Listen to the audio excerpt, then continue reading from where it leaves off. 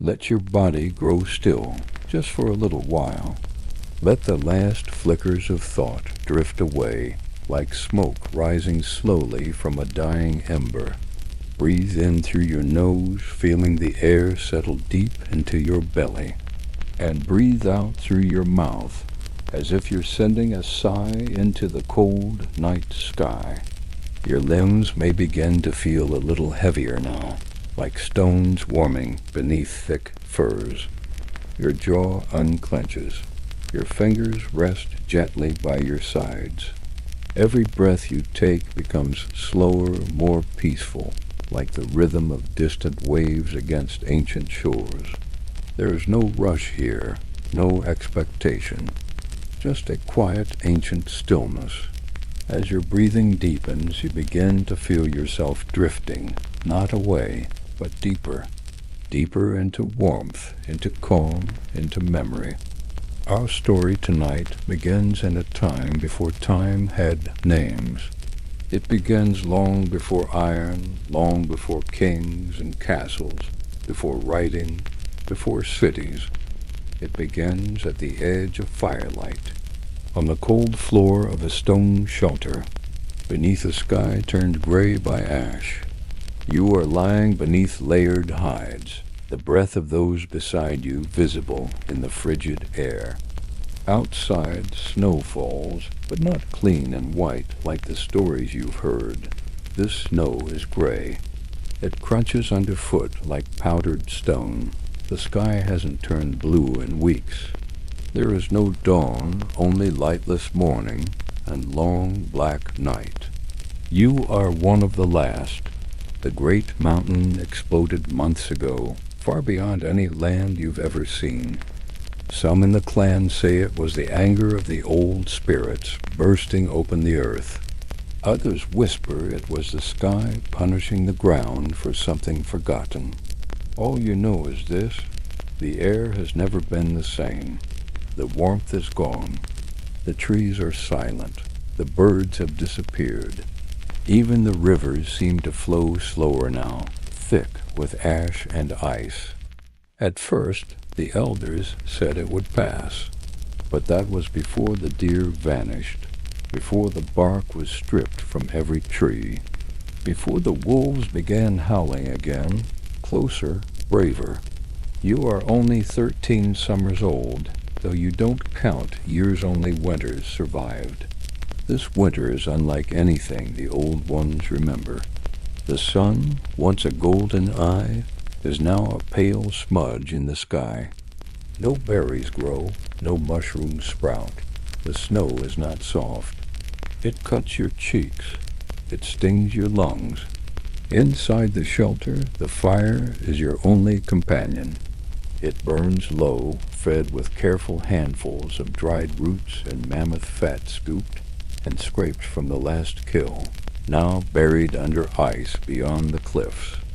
You remember the hunt clearly, the way the men sang quietly to the bones before setting the trap, the way the beast bellowed once, then fell. That meat is gone now, just like the men who took the kill south. They never returned. You wake each morning to the same sound, silence, the kind of silence that isn't peaceful, but ancient. Watching, waiting. You and the others share a shelter of stone stacked carefully by calloused hands. It is sealed tightly with clay, patched with the hide of a cave lion, its teeth still embedded in the skull above the door. Inside, 10 of you live, sleep, and eat in the same space. You do not speak much anymore. There is nothing to say. Words cost warmth. Instead, you listen. The pop of the fire, the cough of the old woman in the corner, the low murmur of your mother chewing dried root to soften it for the baby. Sometimes, when the fire is warm enough and the snow settles like a thick blanket around the walls, the old man Barca will speak. His voice is low, like the rumble of thunder in your chest. He tells the stories passed down from the before, when the forests were green, and the sky turned red only at sunset. He tells of giant bison, so many you couldn't count them, and warm rains that fed trees so tall they scraped the clouds. He says there was once a place where fruit fell from trees, where meat was so plentiful you didn't need to hunt, only to wait and think. You can't imagine it. Not truly. Your world is gray, cold, quiet. Today, like yesterday, you are sent out before the sun has risen. Not that you'd notice the difference. You wrap yourself in furs and fasten your feet with leather strips, stiff from cold. Your breath fogs instantly. The wind does not howl. It hisses dry and low, like the breath of a sleeping beast. You carry a stone knife and a woven pouch. Your task: gather anything that might burn. Birch bark, dry moss, rabbit droppings, anything. The forest is thin now. Many of the trees are dead, blackened by soot or bowed under ice. Your fingers go numb quickly, but you have learned to move without feeling.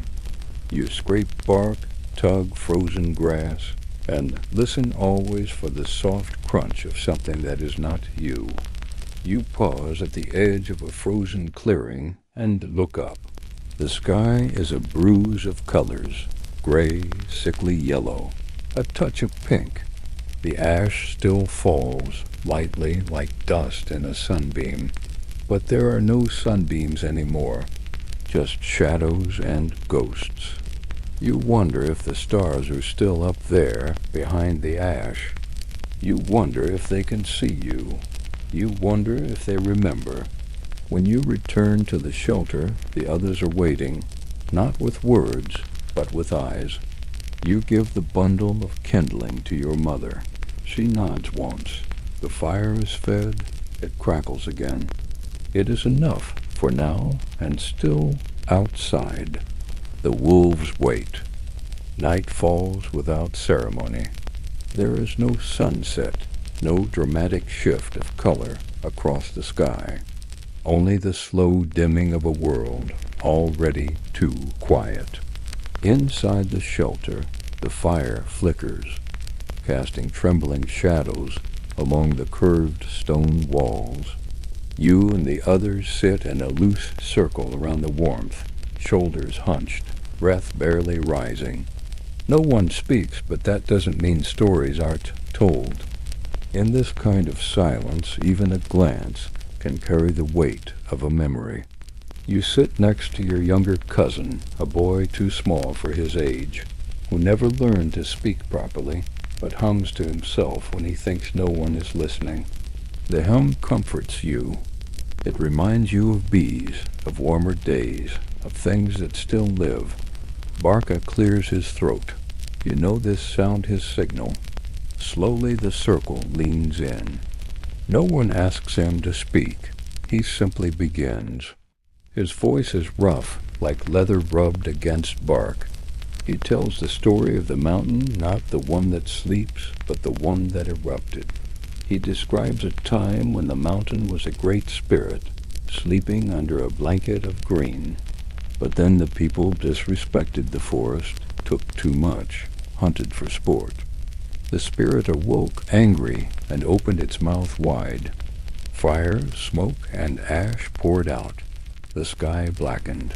The rivers boiled. The animals fled. And ever since, the world has been colder, quieter. A punishment, perhaps, or a warning. Your eyelids grow heavy, not from the story's content, but from its rhythm. Barca speaks slowly, with long pauses, letting each word settle like snow on the mind. You feel the pull of sleep, that soft unraveling of thought into dreams, but you do not let go. Not yet. Instead, you stare into the fire, watching the flames bend and bow like dancers. One of the coals glows brighter than the rest, pulsing softly, like a heartbeat. It comforts you, this little ember, this quiet promise that the fire still lives, that tomorrow will still come. When morning arrives or what passes for it, you wake to frost in your hair. The fire has died to coals. Your mother is already stirring, quietly pulling on layers of hide and reaching for her gathering sack. Today she will try the old stream again, scraping under frozen silt to find edible roots or trapped minnows. You offer to go, but she shakes her head. Your task is different. You are to stay and help the old woman, the healer, whose joints are swollen and whose eyes no longer see far. She asks you to grind herbs, what few remain, into powders for burns and coughs. As you work, the scent of dried pine and crushed bark fills your nose. It reminds you of summer, though you know those herbs were gathered years ago and carefully hidden in clay pots deep in the shelter walls. The old woman begins to speak, not loudly, not directly, but more as a whisper meant for the fire. She tells you about the long night from her own youth, another hard winter, though not as bad as this one. She says the birds used to return by mid-moon, that the animals once walked openly in the valleys, that people laughed more then. You don't know what laughter sounds like anymore. Perhaps it's like the bubbling of a stream, or the chirp of a robin, or the high-pitched call of a child playing in the tall grass. These sounds have gone missing, like the sun. Maybe they'll return one day. Maybe not. Later you sit just inside the stone threshold, wrapped in heavy fur, watching the landscape. Everything is still. Even the wind has grown tired. A white fox crosses the edge of your vision, its fur blending so completely with the snow you almost miss it. You marvel at its elegance, its silence. It does not sink into the snow as you do. It does not make sound. It is a ghost of this new world, a creature born to survive what others cannot. You wonder if your people are like that too, or if they are merely waiting to fade. That night a howl breaks the silence. It is long, mournful, and close. No one speaks. You sit up, heart thudding softly beneath your ribs. The sound comes again, joined by another closer. The wolves are hungry, like you, but they are stronger, faster, made for this cold. The elder men prepare spears, though they know it is mostly for show. If the wolves come in numbers, the fire may be your only hope. One woman places ash across the doorway, a symbolic barrier against spirits. The old healer hums under her breath, a tune no one remembers the words to. You listen. You wait. The howls fade. The fire burns low. Sleep comes slowly, like a snowflake melting on warm skin. The days blur. You begin to lose count. Hunger wraps itself around your bones like a second skin. The clan begins to speak of leaving, heading farther south, where the snow thins and the rivers run freer. But leaving means walking through wolf territory. It means crossing frozen rivers that may crack and split without warning. It means risking the unknown, and the unknown in this new world feels heavier than it used to. Still, staying might mean death. The last bag of dried meat has been opened. The roots are dwindling. Even the firewood is being rationed, burned only at night in small flickers. On the fourth day of deliberation, it is decided. You will leave in 3 days. The youngest and the strongest will carry what little remains. The elders will ride on sleds. If they can move at all, the rest will walk. You are not afraid. Not really. There is no fear left in you, only cold determination, like the ice that grows in your lungs. That night you sit by the fire and whisper to it softly. A story your mother once told you of the first ember ever made. It fell from the stars, she said, and the people caught it in a hollow log and carried it with them wherever they went. That ember lives still in every fire and every story and every quiet breath. You whisper this tale not for yourself but for the fire, to remind it that it is not alone. And when you finally sleep, it is deep, heavy. Like snow packed against the earth, you dream of warmth. Not the fire, but the sun, a real sun. Golden, heavy, strong. It touches your skin like honey. It touches your heart like a drum. In the dream, the animals have returned. The birds sing. The sky clears.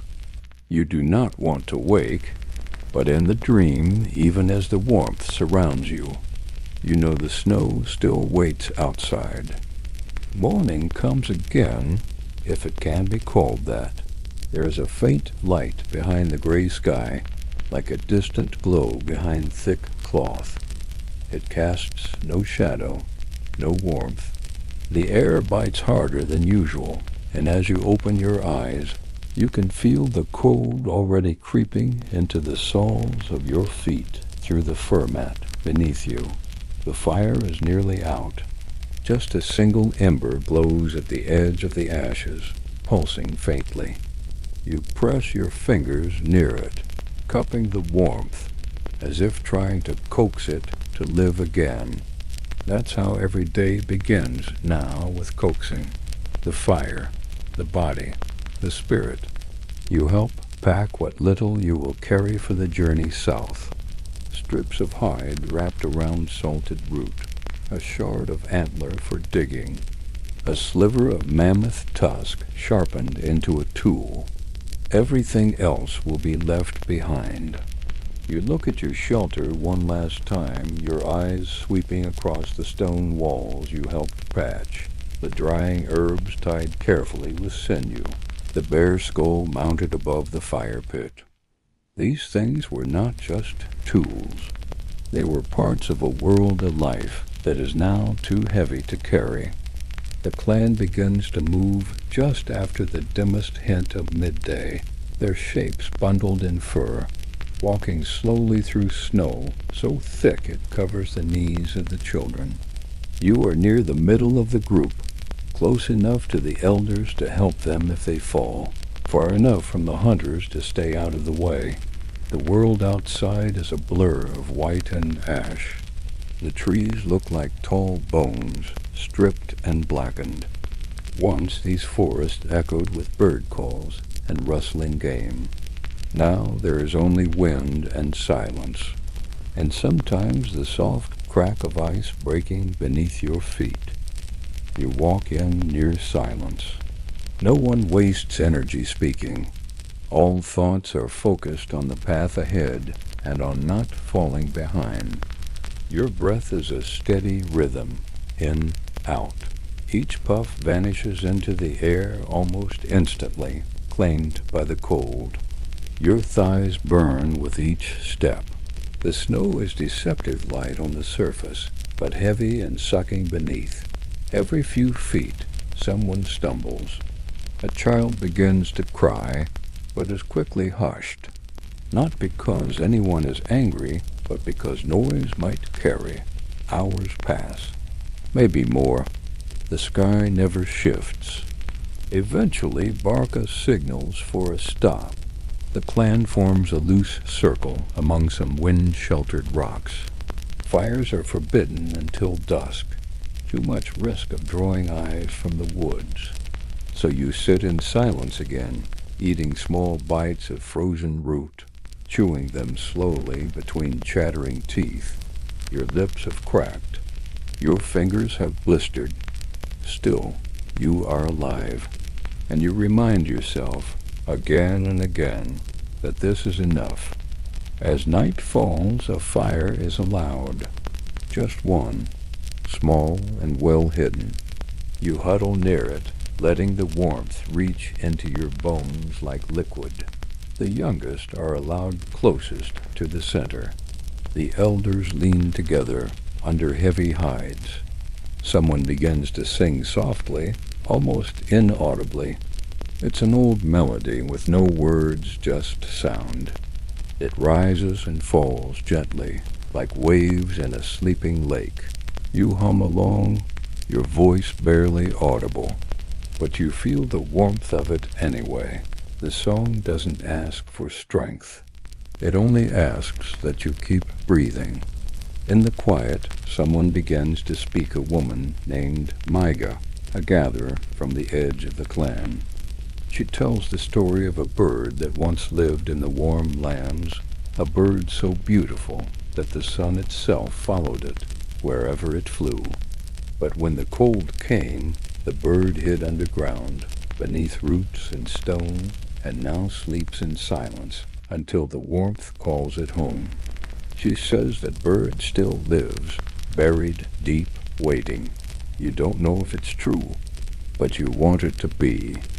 Sleep that night comes more easily than you expect, perhaps from the walking or the cold, or the soft sound of stories shared between people who have almost forgotten what hope feels like.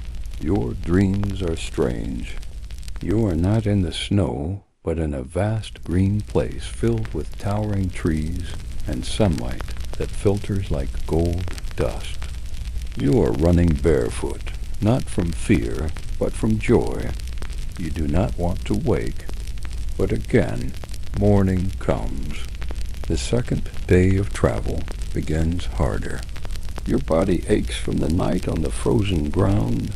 Your legs are stiff, your lips split, your throat dry. The water is rationed melted snow warmed over embers at night, poured into skins that are nearly empty now. The snow is deeper today. The wind is harsher. Still you walk, because walking is all there is. The silence has become your companion. It walks beside you like an invisible spirit. You no longer try to chase it away. Midday, or what passes for it, brings the sound of something ahead. A branch snaps. Then another. The lead hunter raises a hand, and all movement halts. You crouch low, heart thudding softly. The sound is faint, but unmistakable. A rustle, a grunt, then a shape. Not wolf, not bear, something smaller, a boar. Thin, but real. Meat. The hunters move like shadows, spears drawn, eyes sharp. The rest of you remain frozen, barely breathing. Moments pass, then a cry, a short struggle. It is done. The boar is small, but it is food. Real food. Warm blood. The group waits as the hunters dress it quickly. No fire, not yet. The meat is wrapped in hide, packed with snow, and divided carefully. You are given a sliver of raw fat to chew, a luxury. It tastes strong and wild. It fills your mouth with oil. It drips onto your cracked fingers. It is the best thing you have tasted in weeks. The group moves again, spirits slightly lifted, eyes brighter. Even the elders walk with more strength in their step. That night a fire is built beneath a shelf of stone. The boar's meat is cooked slowly, the scent rising like a blessing. No one speaks loudly, but there is a quiet joy now. Not celebration, exactly, but survival. Just for tonight you do not feel like the last. Just for tonight you feel full. You sit close to the flames and watch sparks rise into the sky. They disappear into the ash-filled air like stars that forgot their names. You wonder if the sky will ever be blue again, if the sun will ever shine golden instead of white. You wonder if the volcano that changed the world is still smoking somewhere far away, but you do not ask. You simply sit and breathe and listen. You are not sure when you fall asleep. only that you are warm, and that in your dream the bird of the sun returns, and the snow begins to melt at its feet. When morning arrives, the world outside has changed. A strange hush settles over the trees, not the usual quiet, but something deeper. The sky is still the same shade of bruised gray, but the air feels heavy, swollen with something unspoken. You can sense it in the way the branches hang, in the way the wind moves in short, careful breaths instead of wild howls. Even the snow seems different, denser, wetter, clinging to your legs with more weight. You watch your mother tie the meat tighter against her back. She does not speak. None of the elders do. There's a tension in the air now, subtle but undeniable. The world is watching. The path grows steeper. The terrain shifts from wide, flat clearings to winding ridges of stone and ice. You are no longer walking through forest. Now you're winding up through craggy foothills, where bare rock juts through snow, and the wind scrapes against your face like flint against bark. The trees thin, then vanish entirely. The sun remains absent, just a pale blur behind clouds, but even that distant light is enough to reflect blindingly off the ice ahead. Your eyes sting. You squint against the brightness, breathing through your scarf, every inhale cold enough to make your lungs ache. One of the sleds tips on the climb. 2 men rush to right it. A small package of dried bark spills into the snow and is quickly scooped up. Nothing can be wasted now. The elders are wrapped tightly on the sleds, barely moving. One murmurs in his sleep. Another, Barca, simply stares ahead, not speaking for the first time in days. You walk beside the sled, your hand resting on its side, feeling the gentle vibration of the runners scraping over ice. You feel connected to it, to the weight, to the past. At midday, the group reaches a narrow plateau with enough shelter to stop. You collapse onto the snow and chew slowly on a strip of boiled meat, your portion for the day. You savor it. You hold it in your mouth as long as you can before swallowing. A single mouthful must last as long as a story. You close your eyes, letting the taste stretch over your tongue like warm smoke curling through a chimney. That night, the wind returns. Not in gusts, but in long, rolling waves. The sound is unlike any you've heard before. It groans across the hills like something alive. It wails through stone as if it's calling out to something long dead.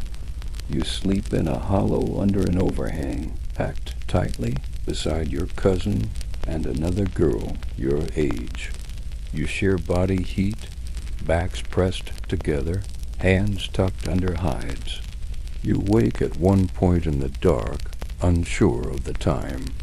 You feel a vibration in the ground, not loud, just faint, like something far below shifting, turning, remembering.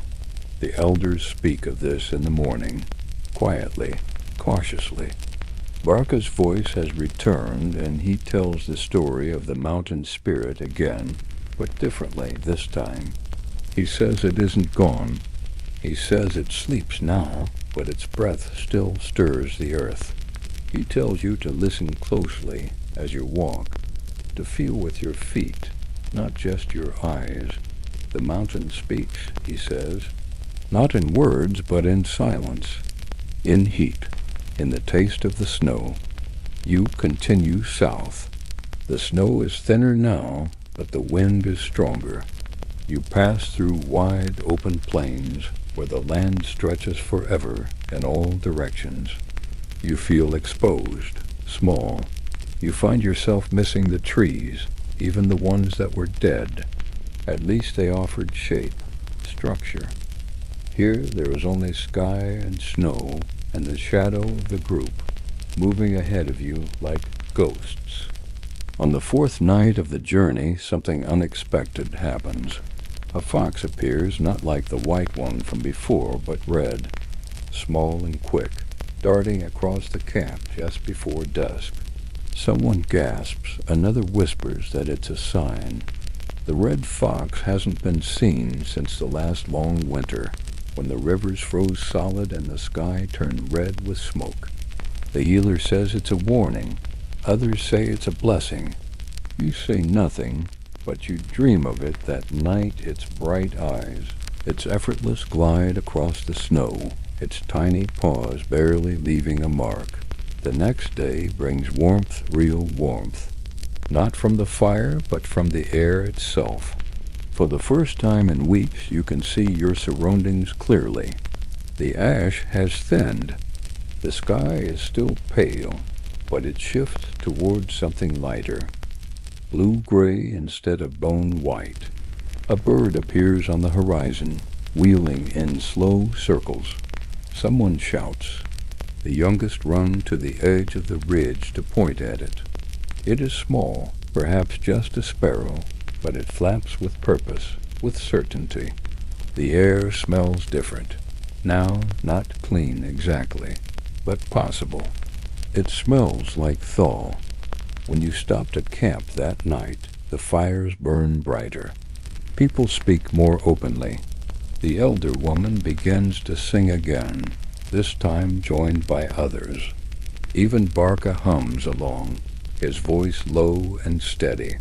You find yourself smiling, not because you are joyful, but because your face remembers how to. Your cousin laughs real laughter, short and sudden, and no one shushes him. You sleep with your head against a sack of soft bark and dream not of snow, but of grass. It grows in thick waves in your mind, stretching toward a warm, endless sky. In the dream you lie in it, barefoot, belly full, arms outstretched. The sun touches your face. You wake slowly, confused by how real it felt. In the morning, the thaw continues. Patches of ground appear beneath the ice wet and dark. The hunters say they saw rabbit tracks. You volunteer to join the next scouting party. You are given a spear, not sharp, but real. You carry it carefully, every step measured, eyes scanning the trees ahead. The snow here is patchy, broken by root and stone. Your heart beats stronger than it has in days. And somewhere in the stillness you realize something simple, something ancient. Survival is not a moment. It is a rhythm, a story you must tell with every breath, every step, every heartbeat. The scouting party leads you into the edge of a lowland marsh, where the trees grow taller but farther apart, and where the ground breathes shallowly beneath your feet. It isn't spring, at least not yet, but something in the air tastes like a promise. The older hunter, a quiet man named Oren, with a thick scar down his cheek, walks in front of you, guiding with small hand signals. His feet barely disturb the frost-laced grass. You try to mimic him, each step more deliberate than the last. This is the first time in weeks that you've walked not just to escape the cold, but to find something.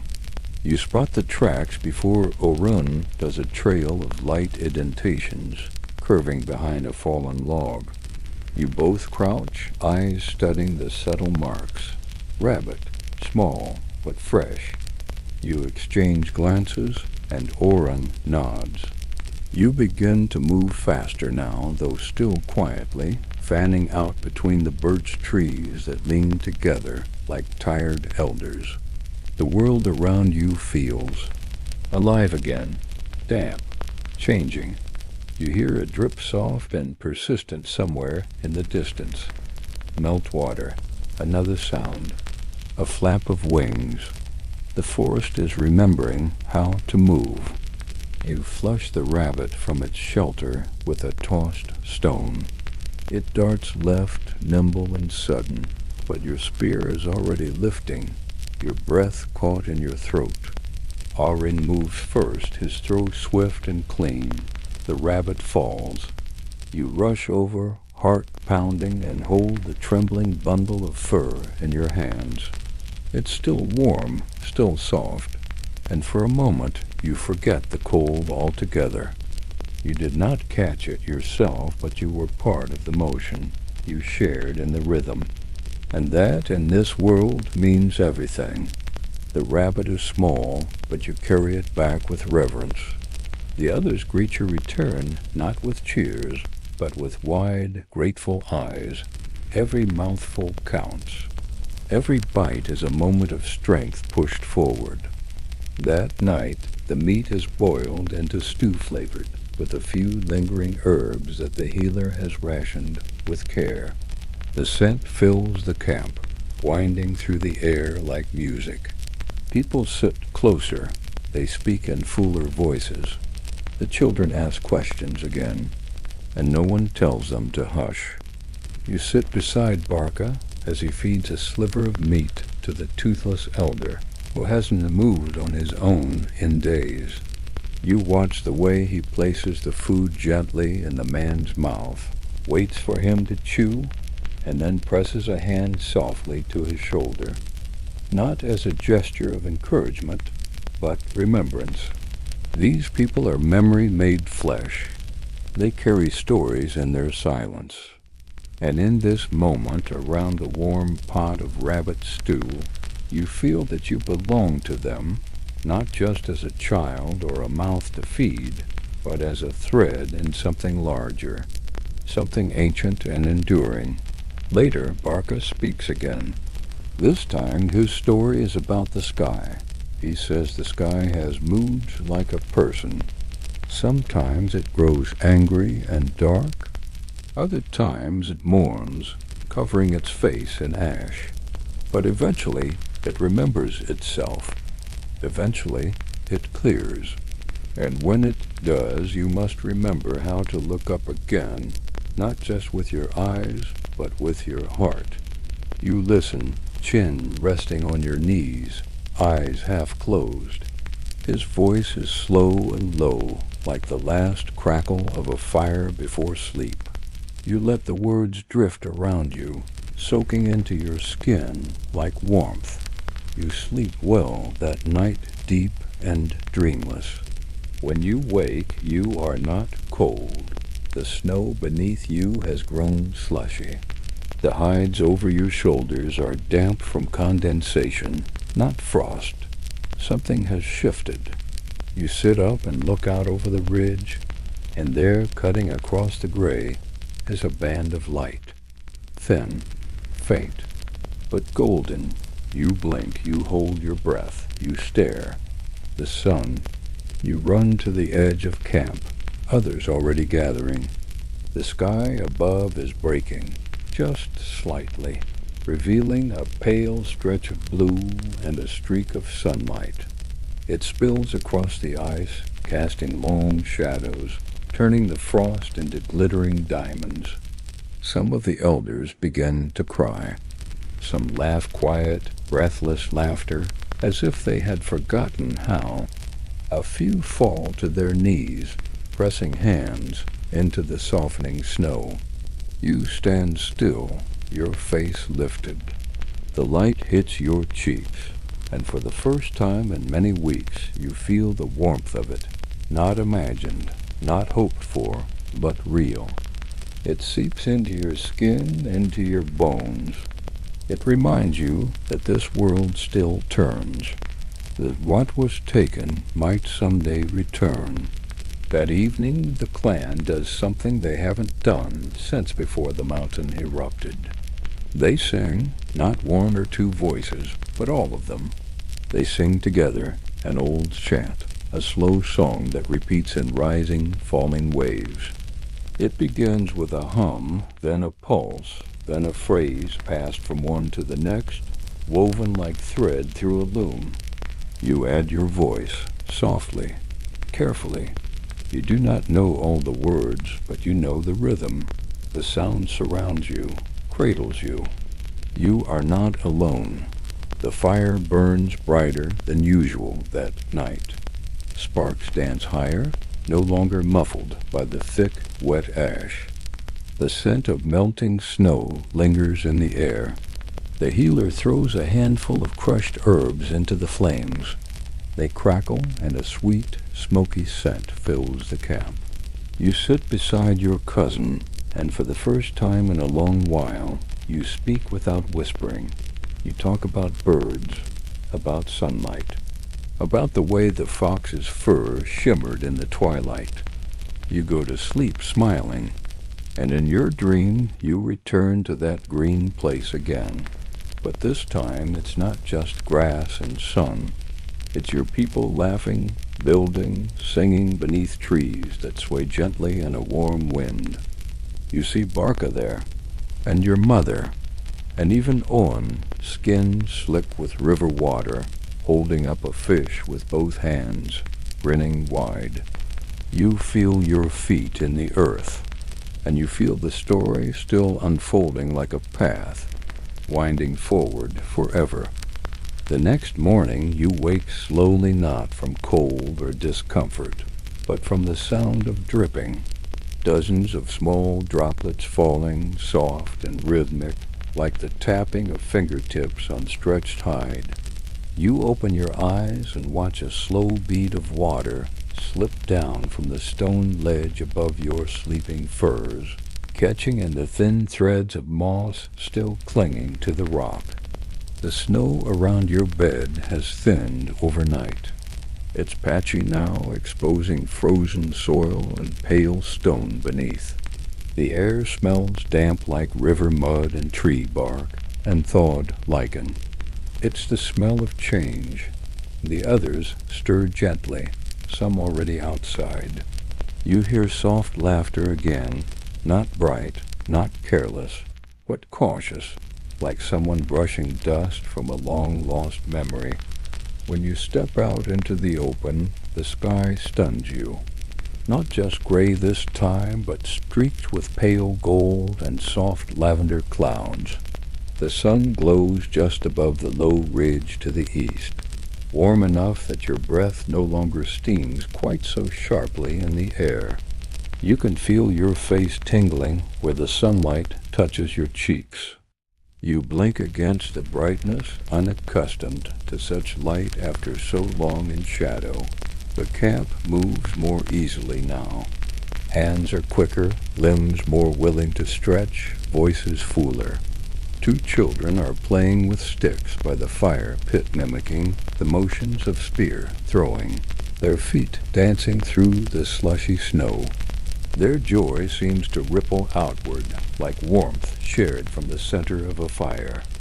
You smile, but also watch them carefully, listening for the slightest sound from the woods. Though the snow is melting and the silence no longer feels so suffocating, caution still lives in every heartbeat. The wolves are quiet today, but quiet does not mean gone. The decision is made to stop here for 2 more nights. This patch of forest, though still scarred and bare in many places, holds promise. Tracks of rabbit and fox, even a few of deer, pattern the soft snow. There is a stream nearby, thin but flowing, and you can see dark fish darting under the surface. Oren takes a party out with nets and spears. You are allowed to stay behind this time, to help the healer sift dried herbs into boiling water, to soothe the elders' joints, to strip bark for tea. The work is slow, but meaningful. You feel useful, grounded. As the broth simmers, the healer begins telling you stories. Not the kind for everyone, but the quiet ones, the old tales, passed from whisper to whisper when only the fire is listening. She speaks of the time before fire, when humans had to steal warmth from the sun itself. She says there were once trees so wide it took 5 people to reach around them, and rivers that sang when the moon was full. Her voice is soft and steady, her fingers always moving, sorting, crushing, stirring. She tells you of a plant that once bloomed only on the first night of spring, and that its petals could make someone dream of their ancestors. You ask if the plant still grows. She does not answer. That night, something changes in the air. The wind carries a new scent one you recognize, though only faintly. Earth, wet and rich. The soil is waking up. The fire burns without smoke for the first time since you left the shelter. The bark you collected dried well in the open sun, and the flames catch quickly. People gather around it not only for heat now, but for comfort, for ritual. One of the young women begins to mark faces with streaks of ash and melted snow, whispering blessings for strength and endurance. She touches your cheek last, her fingertip warm as it draws a line beneath your eye. You don't speak. You just nod. As you settle to sleep that night, a soft breeze curls through the trees, lifting the edge of your fur wrap. You pull it tighter, but you don't shiver. The cold no longer feels like something trying to erase you. It feels like something fading, something old, worn down by time and firelight. You hear the others breathing, slow and even, and beyond that, you hear something else. Water, not dripping, flowing, a trickle becoming a stream somewhere close. You smile in the dark. Sleep comes easily. Your dream is vivid again. You are walking through a valley of grass thick, green, and swaying with the rhythm of the wind. You carry a basket made from woven reeds filled with food, berries, dried meat, sweet roots. Children run beside you, laughing. Ahead, a fire crackles, and smoke curls gently toward a clear blue sky. You see no ash, no snow, only warmth, only light. And in the distance, birds cry out, not in warning, but in greeting. You wake before the sun rises, stirred by instinct. The fire is out, but the embers are warm. You press your palms to the ground and feel it soft, giving. The frost has retreated. Dew has formed on the stones. The land is exhaling. You watch the sky brighten slowly from gray to silver to something warmer, and you sit there motionless for a long time, not thinking, just breathing. By midday, the clan gathers in a half circle to decide the next path forward. The snow here has melted in patches large enough to reveal stone trails, ancient ones, wide and mossy, where travelers once walked before the ash. The elders say these paths are older than memory, older than the stories told by firelight. They call them the bones of the land. If you follow them, they say you'll always find water, and if the land favors you, perhaps shelter too. The decision is unanimous. Tomorrow, the clan will follow the stone path deeper into the hills, where the valleys dip low and warm air gathers like breath in cupped hands. The excitement is subtle, but you feel it like a thrum beneath the surface of the ground. People pack faster. The children help without being told. Even the elders speak more freely, their voices a little louder, as if they no longer fear the woods will echo. That night, someone makes music, not by plan, and not with instruments, just a rhythm tapped gently against a stone bowl with a carved bone spoon. The sound is light, repetitive, hypnotic. Others begin to hum.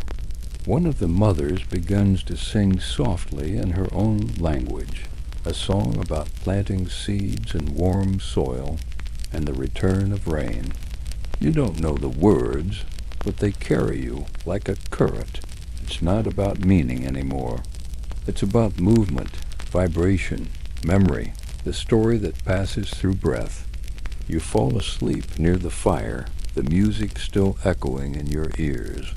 The last thing you remember is the scent of the herb bundles burning gently in the coals. A little pine, a little dried mint, a bit of tree bark soaked in animal fat. The smoke curls like a ribbon, like a trail leading somewhere safe, somewhere green. The next morning is the first that feels like spring.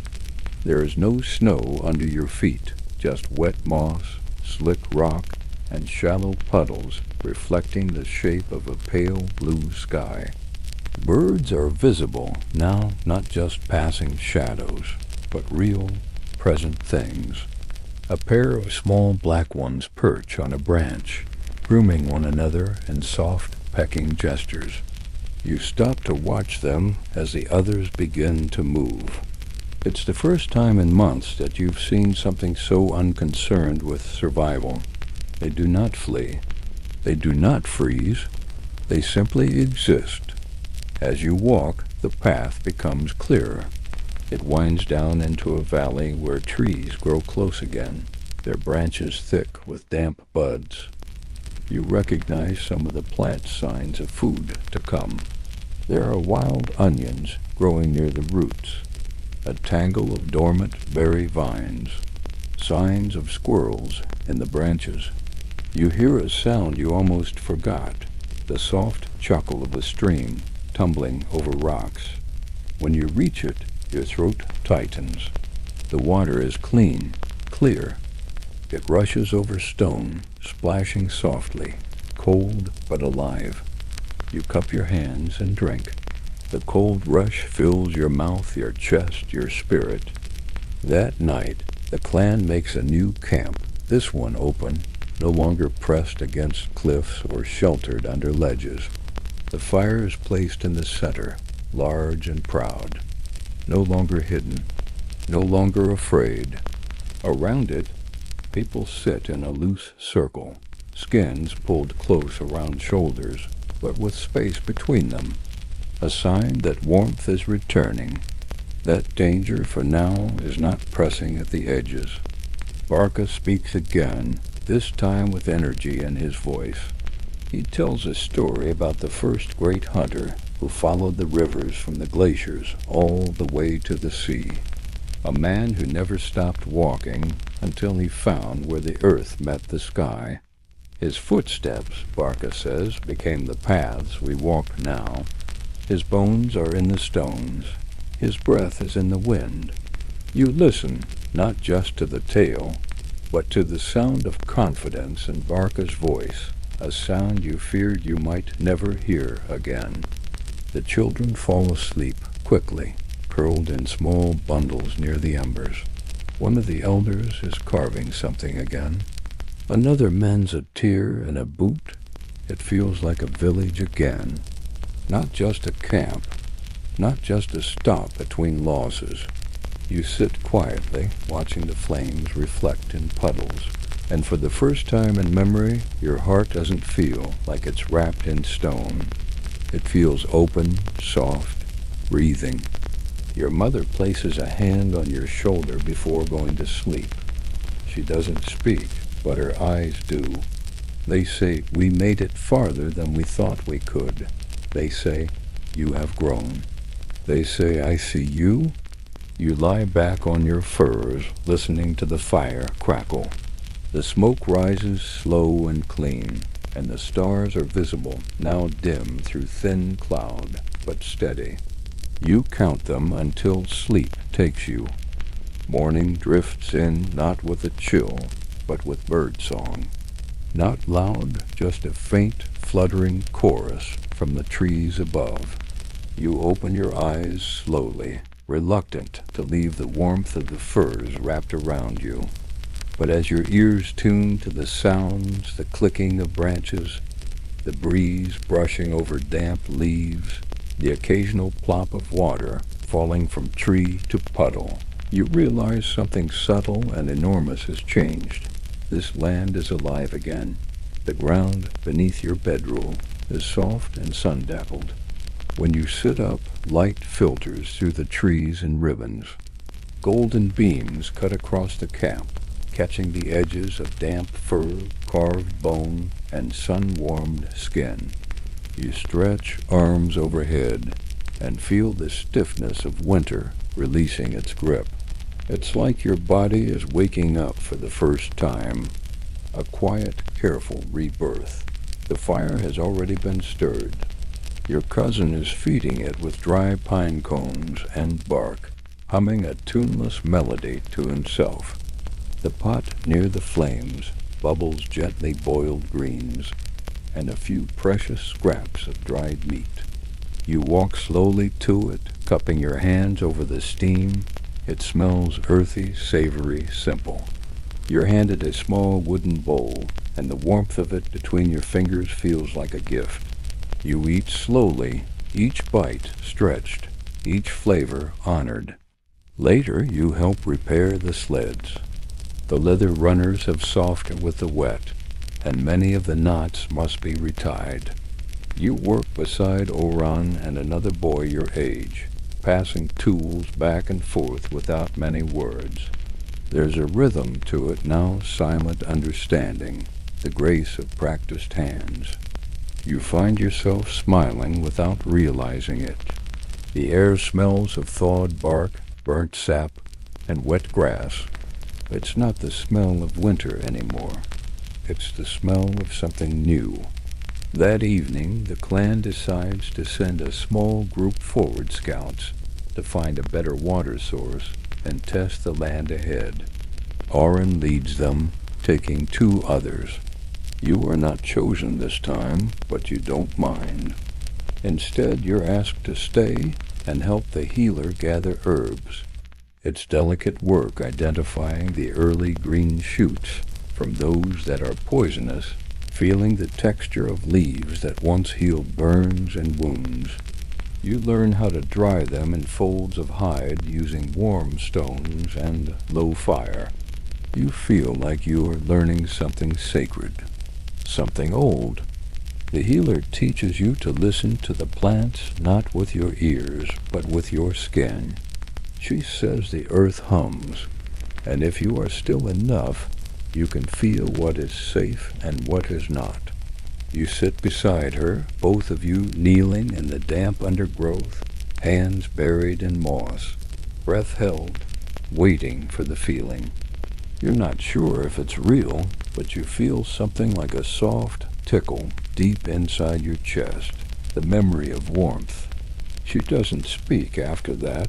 She doesn't need to. You understand. That night, clouds roll in, but not the heavy, ash-laden ones you remember. These are soft and gray, swollen with rain. The air is warm, and people do not huddle close to the fire as they used to.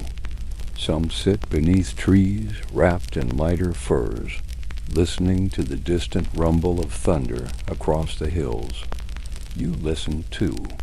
And when the rain finally comes, it's not a downpour, but a slow, steady rhythm. It taps gently against the leaves, fills the cracks between stones, dances in the embers of the fire. You lie under a canopy of hides stretched between branches. You watch the rain fall in threads from the edges, glistening in the firelight. It lulls you, slows your breath. The healer hums nearby, and someone else plays a tune on a reed flute, simple, lilting, soft. You close your eyes. The air is warm on your face. Your feet are dry. The sound of rain becomes the sound of sleep. In your dream, you walk alone through a field of tall grass. You carry a basket in one hand and a glowing ember in the other. The sky is bright. The wind is warm. You're searching for something, but there is no rush, no fear, only the quiet certainty that whatever you are seeking is waiting. You wake to a quiet morning wrapped in silver mist. The rain that fell through the night has stopped, leaving the world slick and shimmering. like the land has been freshly washed. The canopy above you drips steadily, a slow tapping rhythm that echoes through the trees and stirs the smaller birds into soft, fluttering calls. The fire has burned low, leaving behind a gentle bed of embers beneath a tent of ash. You don't rush to rise. Instead, you lie still a moment longer, feeling the damp warmth of your breath mingling with the moist air around you. When you finally sit up, the camp is already moving, but without haste. There's a kind of peaceful momentum now, like a river flowing after ice is broken apart. The children are skipping between puddles, barefoot, muddy, and laughing in hoarse voices not yet used to joy. Your cousin is among them, proudly showing a string of gathered plants, tiny green shoots and onion stalks, damp but vibrant. You feel a lightness stir in your chest watching them, something like hope. No longer a fragile whisper, but a steady thrum just beneath the ribs. You're asked to help dig a new fire pit farther from the old camp, closer to the banks of the rising stream. The soil there is soft, spongy underfoot, and carries the scent of deep, ancient earth. You crouch low, scooping out handfuls of loam, shaping a shallow ring, your fingers chilled but not numbed. The sun, pale though it is, presses gently through the thinning clouds and warms the back of your neck. As you dig, you notice a small brown worm in the soil, curled and writhing slowly. It's the first one you've ever seen in your short life, and its presence feels like a miracle. In the distance, Orrin and his scouts return from the South Trail, each carrying bundles wrapped in hide and bound with leather. There's a flutter in the camp. As they arrive, people rising to meet them, drawn by curiosity and hunger. Inside the packs are fish small but healthy, slick with moisture and smelling of the stream. Alongside them, bundled herbs, wild garlic, mint, maybe even young nettles. The reaction isn't celebration exactly, but something more sacred. The return of food that isn't dry, a promise of nourishment straight from the living earth. The meal that evening is the richest you've tasted since the mountain fell. The fish is roasted over open flame, its skin blistering, its scent spreading through camp like a blessing. A thin soup is made from the herbs and bones, ladled into bowls that are cradled like precious treasures. You eat slowly, holding each mouthful in your mouth before swallowing, eyes half closed, grateful for flavor, for texture, for warmth that begins in the throat and spreads outward like sunlight beneath the skin. Once the bowls are cleaned, the healer brings out a small pot of steeped bark tea, bitter and sharp, tinged with dried mint and forest resin. She passes it around, calling it Dream Drink. A small cup is placed in your hands. You sip carefully, and the taste is grounding deep, almost smoky, as if it holds the essence of roots reaching through stone. You settle near the fire with your hands around the cup, the warmth of it sinking into your palms.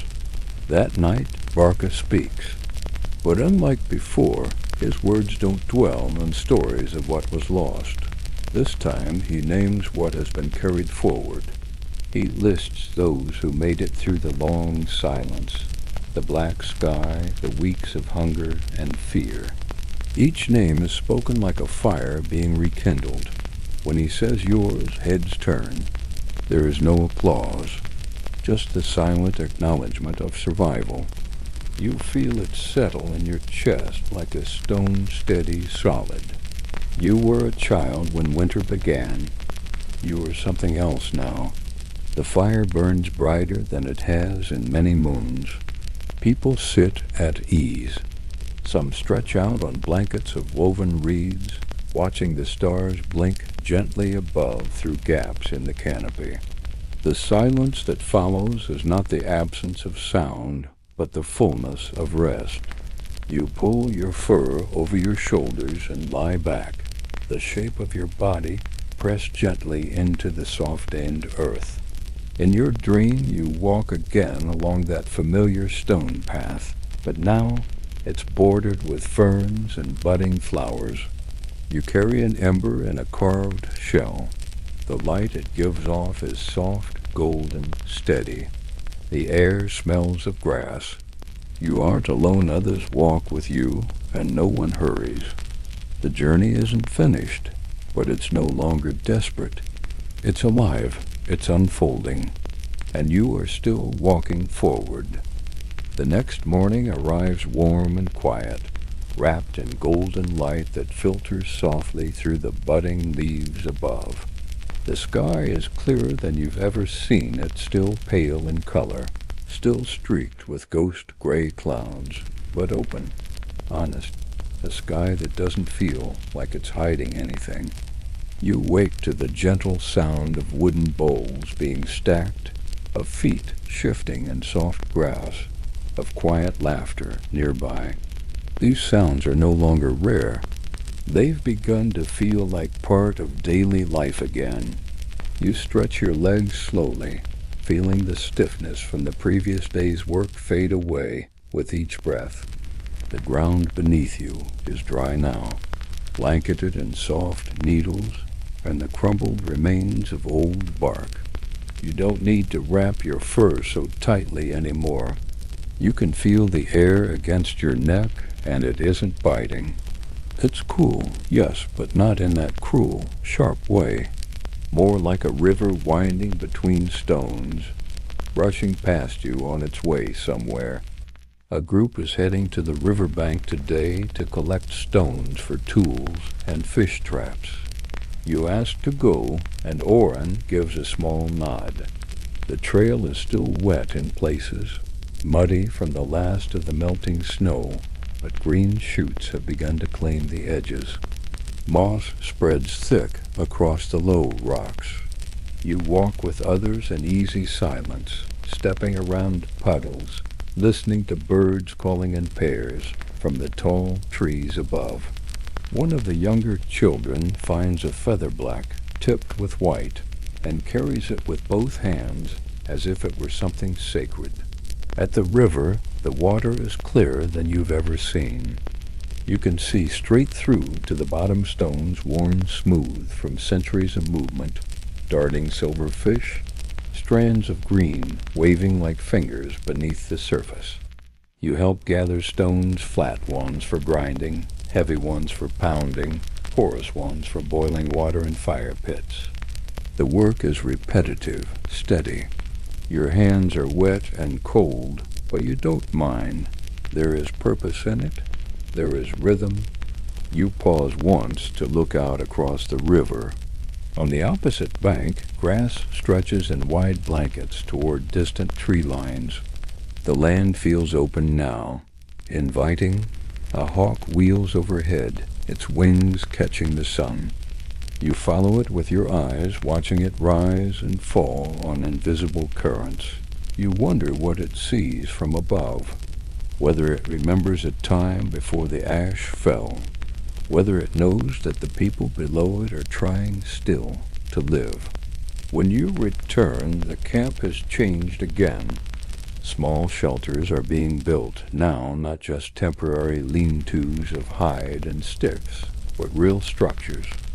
Woven reed walls, curved roofs held in place with rope and sap.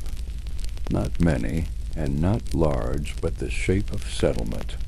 A promise that maybe you'll stay here longer than a few nights. Maybe long enough to see something grow. Dinner is simple: that night-roasted root, wild greens, a pinch of salt gathered from evaporated river mud. It's not much, but no one is hungry. The taste of fresh food, shared in peace, is more than enough. As the sun lowers behind the trees, long shadows stretch across the camp, and someone begins humming again. Others join in slowly. It isn't a song of celebration, exactly. It's a song of return, of recognition, of breathing. You sit with your back against a tree, the bark rough and warm.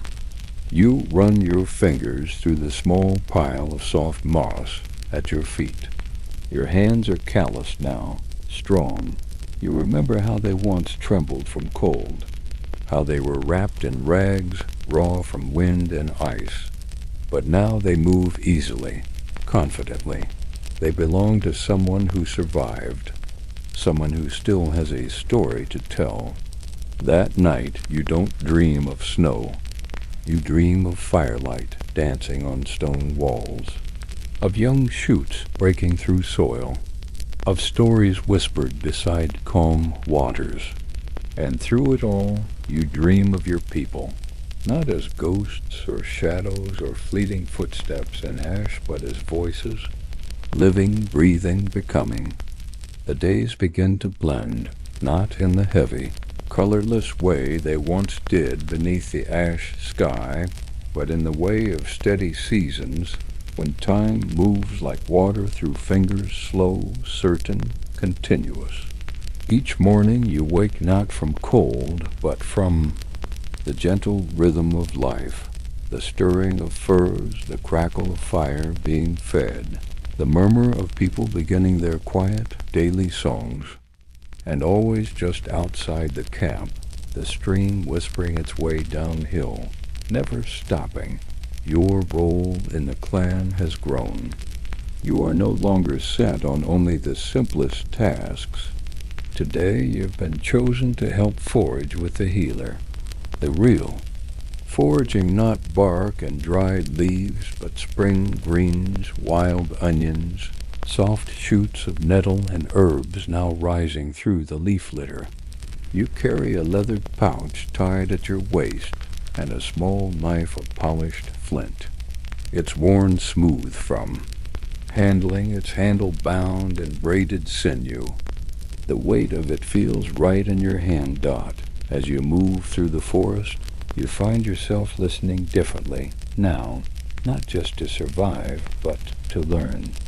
The healer walks with careful, deliberate steps, humming a low tune that blends with the sound of the birds above. She points to a cluster of bright green leaves near the base of a tree. She doesn't name them, only touches them with a finger, then moves on. You understand. Not every lesson is given with words. Some things you must feel for yourself. The sun is higher by the time you return, and your pouch is full, not just with food, but with color. Greens, yellows, even a cluster of blue buds, she says, will help soothe fevers. When you bring the bundle back to camp and lay it out on a flat stone to dry, others gather to watch. Not in hunger, in reverence.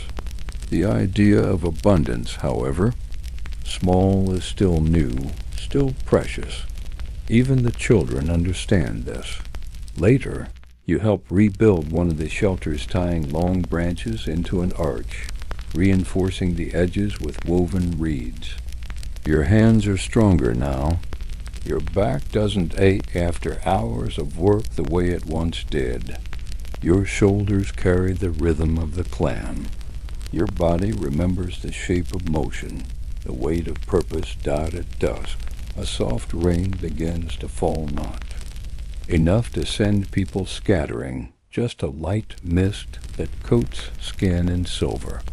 You sit by the fire with a damp hide around your shoulders, listening as Barca speaks again. But this story is different. This one isn't about before. It's about now.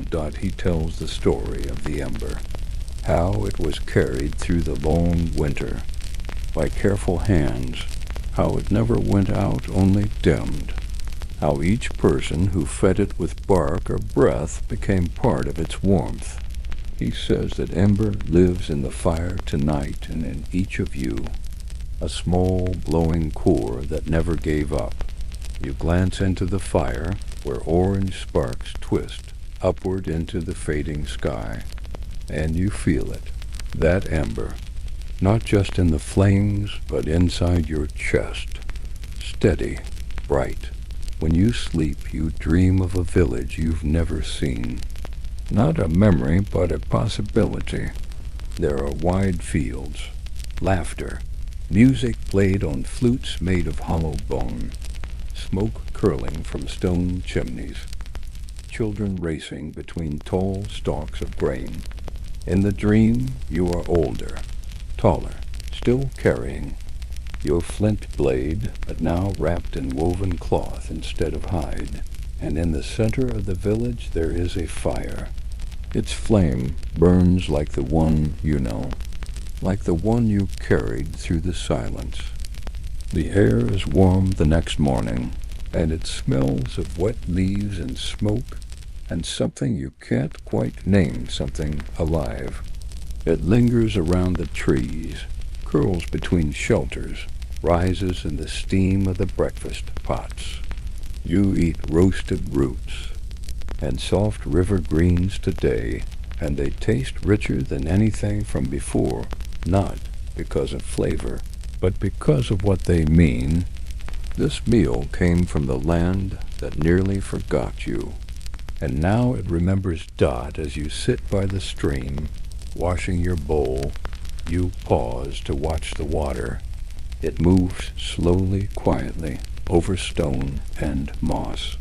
You see tiny insects skating across its surface, and flashes of silver beneath.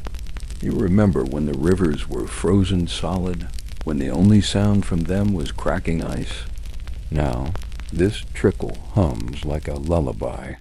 You close your eyes for a moment and listen, not for danger, not for warnings, but just to hear. The forest is full of quiet voices again. Work continues steadily. No one speaks of leaving anymore.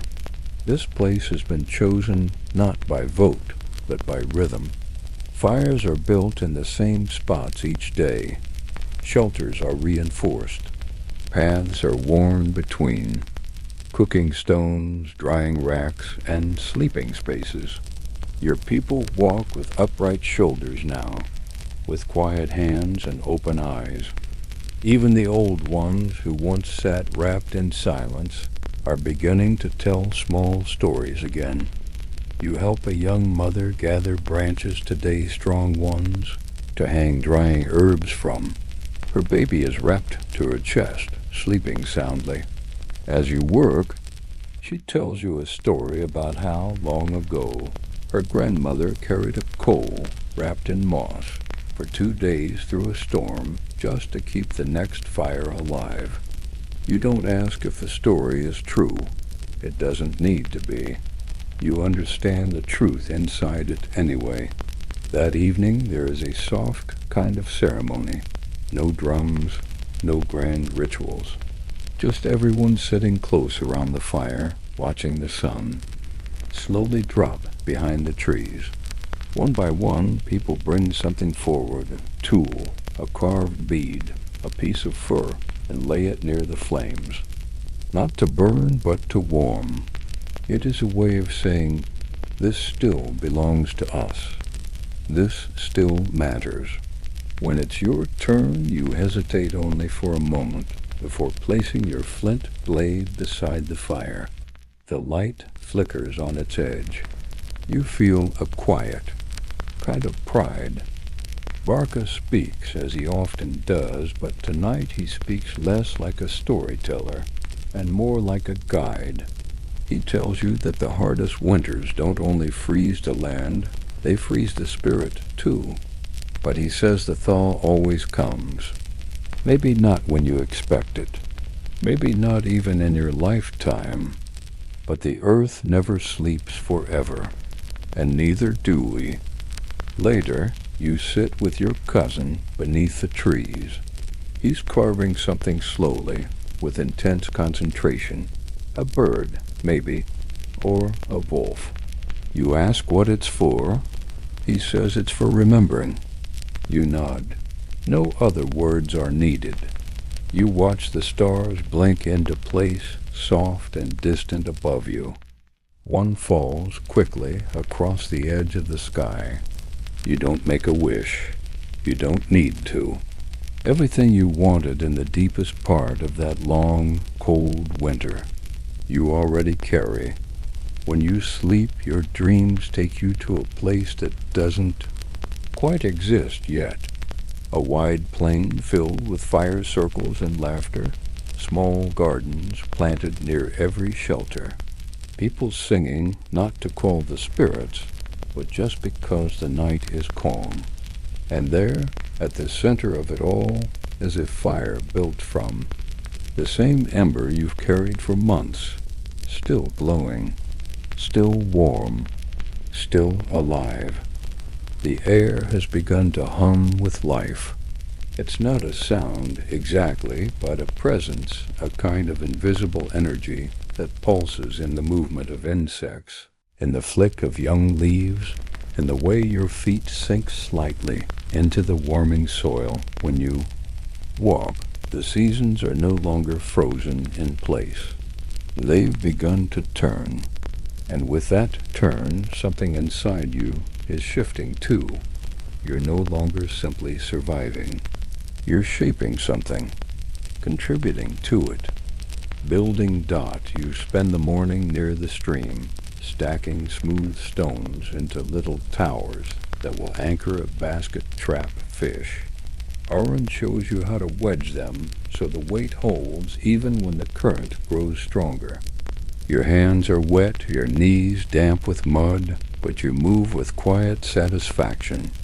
Each stone you place feels like a word in a sentence part of a larger story, still being written dot when the trap is complete. Oren places a hand on your shoulder for a moment. It's not long. He doesn't say anything, but you feel the weight of it, solid and calm. You were a child when the first snow fell.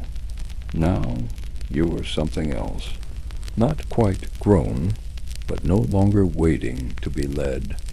You walk back to camp with water dripping from your sleeves and something steady pulsing deep in your chest. You belong to this rhythm now. That afternoon, the children gather around the healer while she sorts through bundles of newly dried plants. You join them quietly, and she doesn't stop you. She lets you touch each herb, smell it, roll it gently between your fingers. She names them all again, even though you've heard it before. The leaves for fever, the root for cough, the stem that stings the skin but heals the breath. There's something sacred in her voice, not mystical, but earned. The kind of reverence that comes from knowing life is never guaranteed. Later, you help reinforce one of the shelters with woven bark strips. As you work, you hear laughter from the stream, real laughter, not the brittle kind you heard in the early days of thaw. Someone has slipped in the water. A splash, a shout, more laughter. The sound carries through the camp like wind through tall grass. You pause, hands still holding a piece of bark, and close your eyes for a moment, just to let that sound soak into you. That night, the fire burns hot and high. It's no longer hidden. It's no longer a thing of fear, protected and starved. It's the center now. The clan gathers close, not for warmth alone, but for connection. Someone brings out a drum, small, handheld, the skin stretched tight across a frame of bent wood. A beat begins, soft and slow. Then voices rise to meet it. The song that follows is older than words. It starts in the chest, in the breath, in the bones. You feel it echo there before it ever reaches your lips.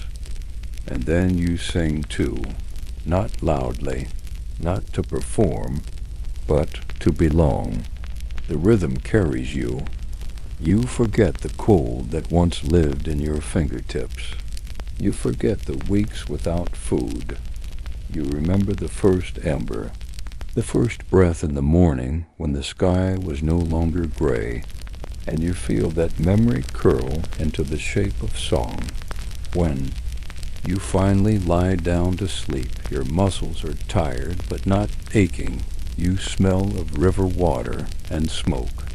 Your hands are stained green from plants and brown from earth. Your mind is quiet, not empty, not restless, just still, like the stream at dusk, like the air before the birds begin to sing.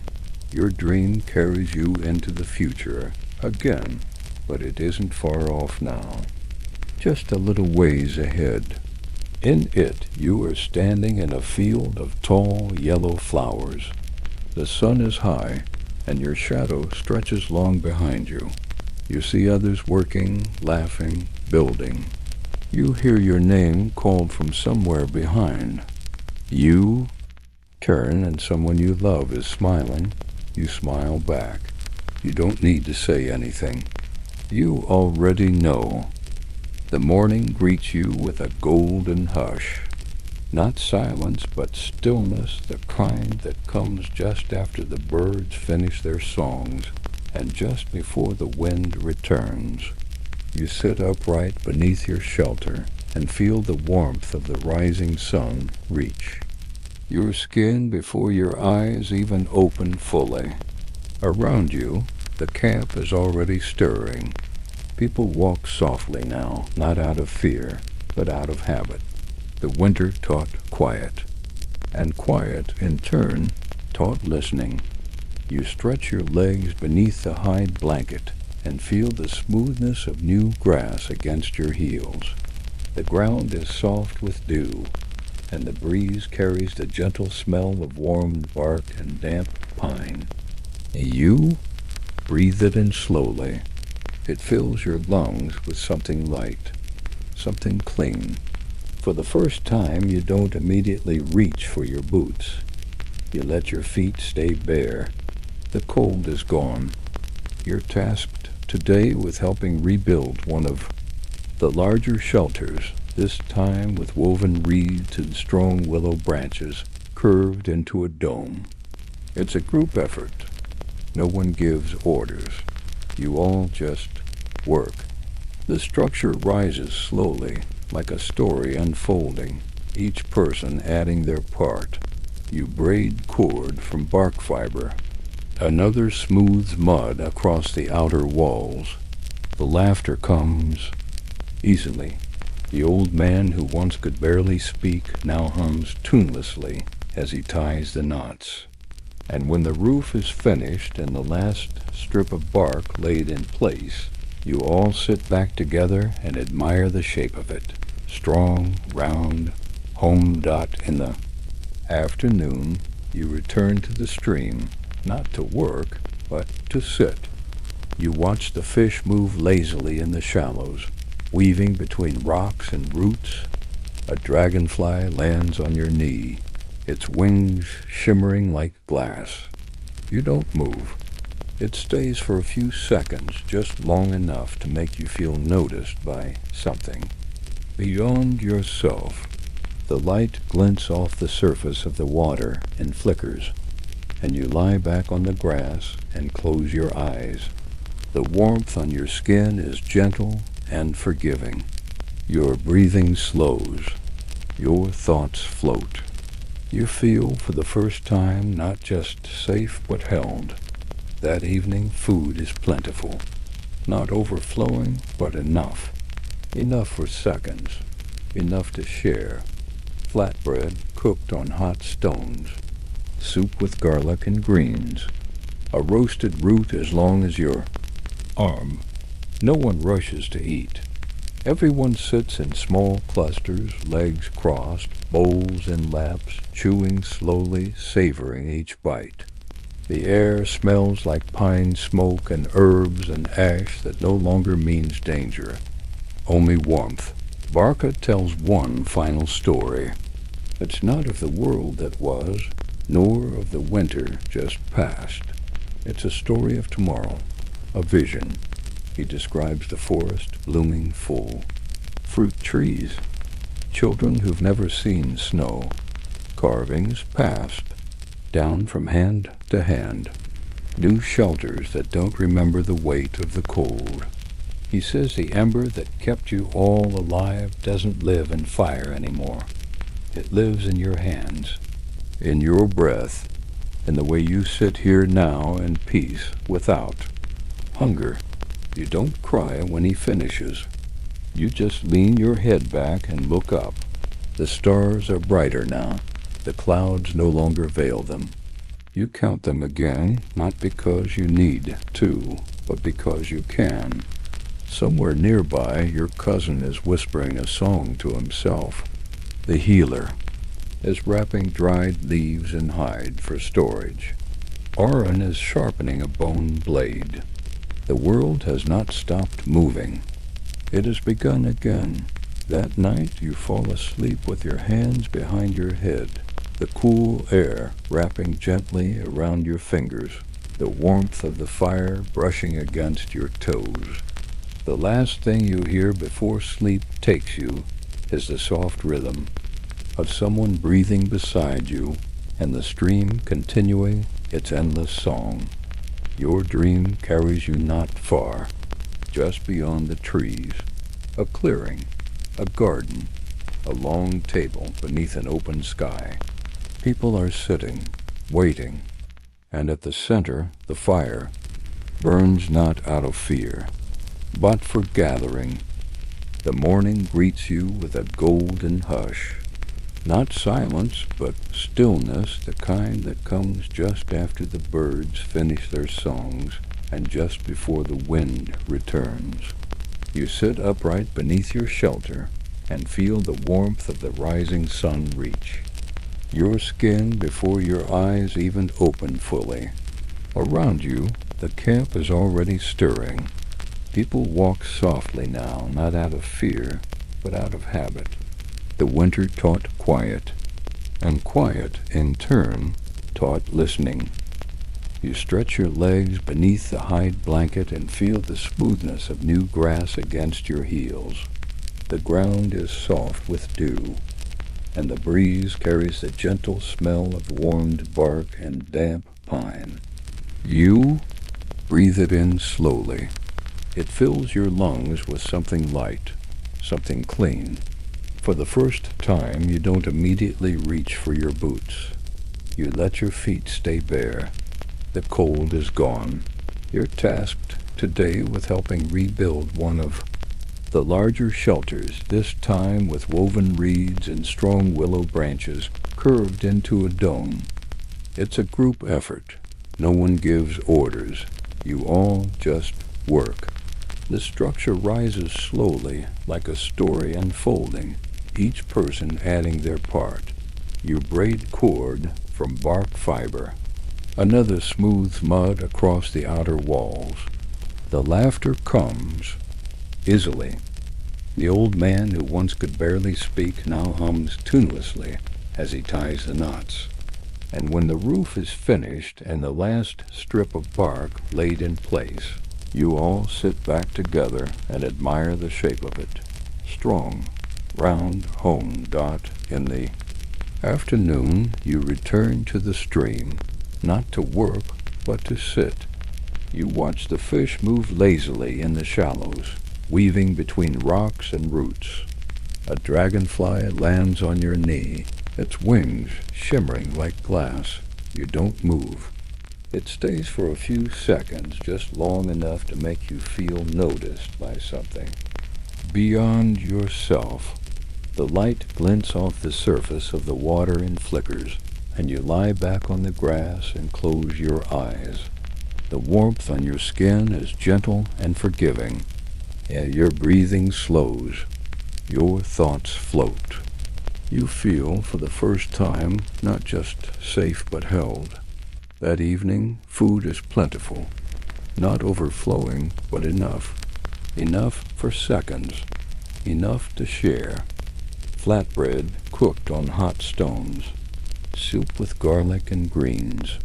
A roasted root as long as your arm. No one rushes to eat. Everyone sits in small clusters, legs crossed, bowls in laps, chewing slowly, savoring each bite. The air smells like pine smoke and herbs and ash that no longer means danger. Only warmth. Barca tells one final story. It's not of the world that was, nor of the winter just past. It's a story of tomorrow, a vision. He describes the forest blooming full, fruit trees, children who've never seen snow, carvings passed, down from hand to hand, new shelters that don't remember the weight of the cold. He says the ember that kept you all alive doesn't live in fire anymore. It lives in your hands, in your breath, in the way you sit here now in peace without hunger. You don't cry when he finishes.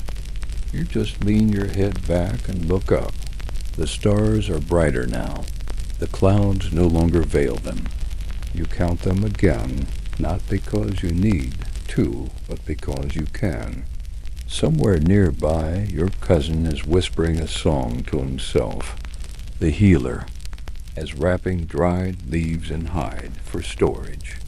Aron is sharpening a bone blade. The world has not stopped moving. It has begun again. That night, you fall asleep with your hands behind your head, the cool air wrapping gently around your fingers, the warmth of the fire brushing against your toes. The last thing you hear before sleep takes you is the soft rhythm of someone breathing beside you, and the stream continuing its endless song. Your dream carries you not far. Just beyond the trees, a clearing, a garden, a long table beneath an open sky. People are sitting, waiting, and at the center the fire burns not out of fear, but for gathering.